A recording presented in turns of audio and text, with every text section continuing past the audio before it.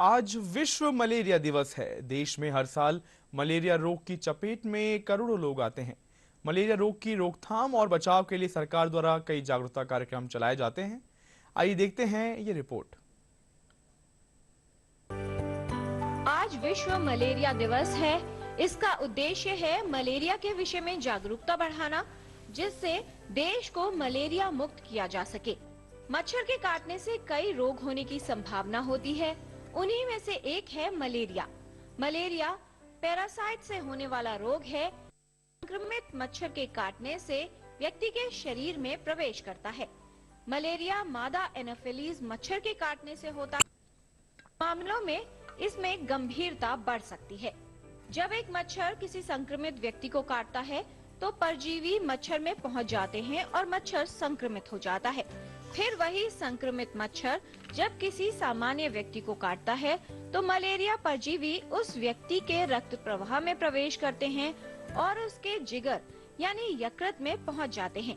यहाँ पहुंचकर परजीवी अपनी संख्या बढ़ाते हैं। जब परजीवी परिपक्व हो जाते हैं तो वो यकृत छोड़ देते हैं और लाल रक्त कोशिकाओं को संक्रमित कर देते हैं।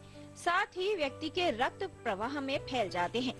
मच्छर के काटने के 10 से 15 दिन की अवधि में व्यक्ति में मलेरिया के लक्षण नजर आने लगते हैं। प्राइमरी मकसद मलेरिया को कंट्रोल करना और मलेरिया को इरेडिकेट करना है।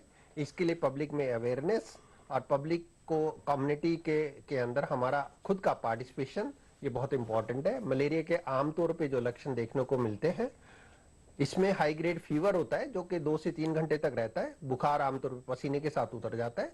यूजुअली फीवर एक दिन छोड़ के एक दिन के बाद आता है। कई बार तीसरे दिन, कई बार चौथे दिन भी फीवर आता है। तेज बुखार होता है, ये आमतौर पे मलेरिया की तरह मलेरिया का ही होता है जो कि 2 से 3 घंटे रहता है और पसीने के साथ उठता है। इसमें इमीडिएटली डॉक्टर के पास जाना चाहिए और अपना मलेरिया के लिए टेस्ट करवा के मलेरिया के लिए स्पेसिफिक मेडिकेशन से कंप्लीट क्योर है वो करना चाहिए।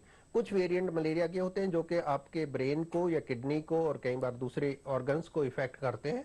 उस सिचुएशन में हमें थोड़ा सा अलार्मिंग सिम्टम्स मिलते हैं और कई बार यहाँ तक के घातक भी हो सकता है मरीज के लिए। मलेरिया परजीवी कई प्रकार के होते हैं, जिनमें से कुछ का संक्रमण जल्द ठीक हो जाता है।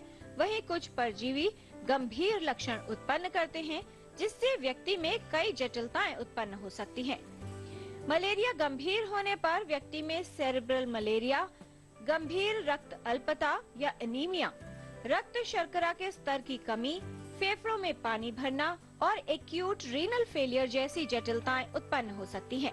मॉस्किटो बाइट से अपने आप को बचाना चाहिए। उसके अंदर यदि देखा जाए तो हमें फुल स्लीव्स के कपड़े पहनने चाहिए और सुबह शाम जब पार्क में स्पेशली बच्चे खेलते हैं तो उनको भी फुल स्लीव्स के कपड़े पहनाने चाहिए। घर के अंदर नेट यूज करना चाहिए। दरवाजों पे भी नेट लगे होने चाहिए और इस तरह से हम मॉस्किटो की ब्रीडिंग प्लेसेस पे भी जाके वहाँ पे ऑयल स्प्रिंकलिंग कर सकते हैं, जिसकी वजह से उसकी ब्रीडिंग हो। और साथ में अपना एटमॉस्फेयर साफ रखें, पानी इकट्ठा ना होने दे, तो इस तरह से हम मलेरिया को कंट्रोल कर पाएंगे।